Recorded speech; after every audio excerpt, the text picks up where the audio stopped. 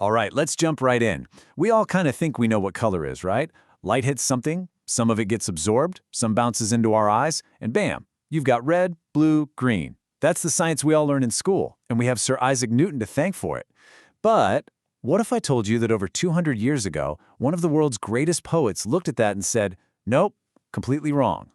What if color isn't in the light at all, but is actually created in this constant dance between light, darkness, and our own eyes? This is Johann Wolfgang von Goethe. And for him, Newton's theory wasn't some pillar of science. Oh no. To him, it was an old, crumbling castle, built way too fast on a really shaky foundation.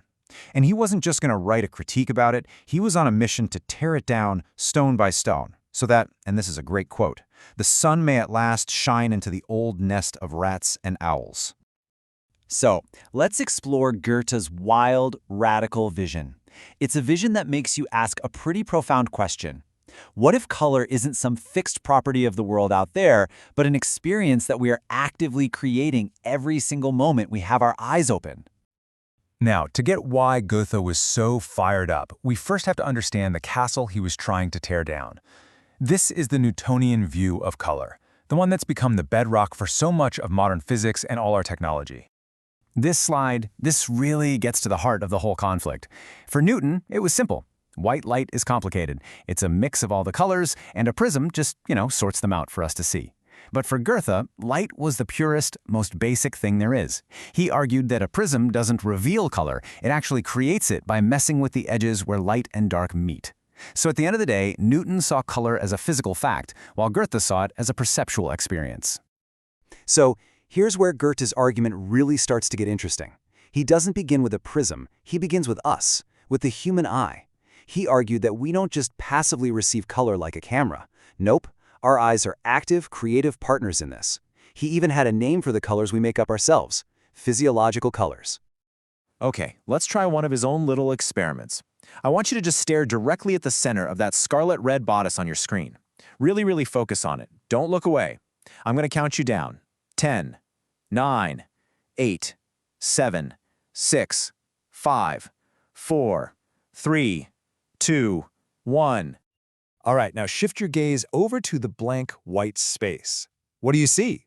You should be seeing this kind of ghostly, floating afterimage. But the real question is, what color is it?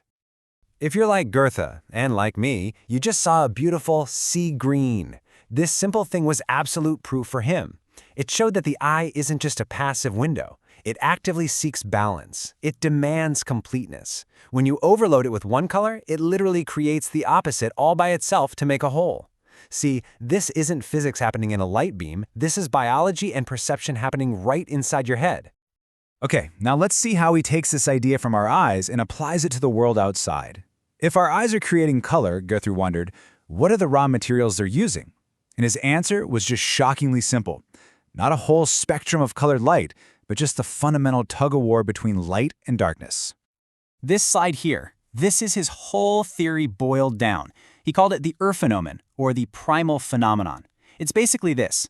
He noticed that when you look at light through something murky, like a dusty room or a hazy sky, it looks yellow. But flip that.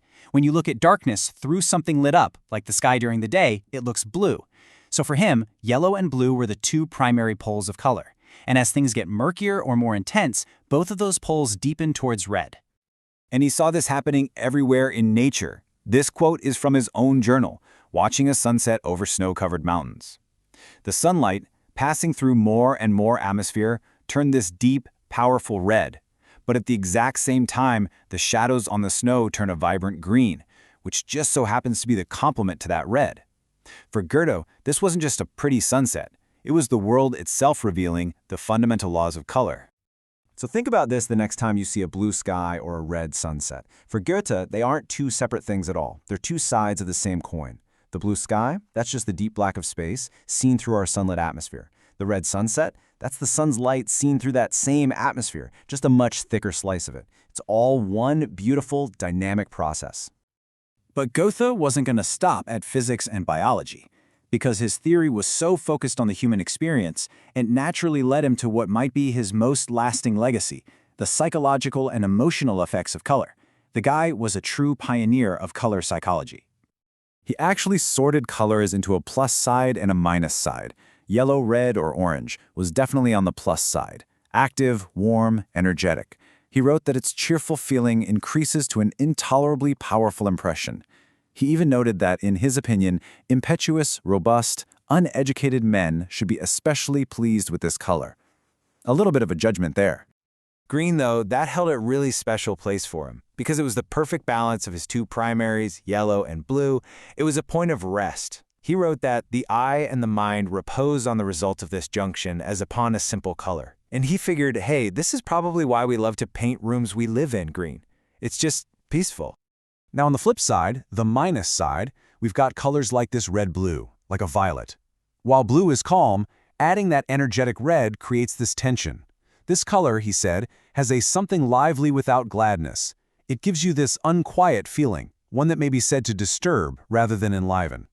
And then, at the absolute peak, the culmination of everything was a perfect, pure red, which he gave the special name purpur. For him, this wasn't a primary color. It was the highest possible form of color itself, and its effect was totally unique. It conveyed an impression of gravity and dignity, and at the same time of grace and attractiveness. It was the whole package. So, after all that, who was right, Newton or Goethe?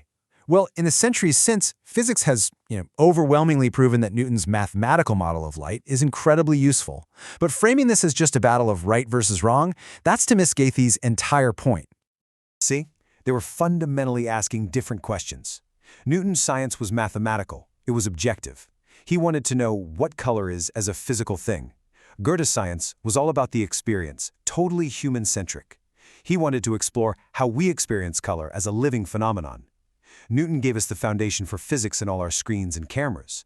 Goethe gave us the foundation for art, for design, and for understanding our human relationship with the world. Goethe believed that science wasn't just a static collection of facts in a textbook.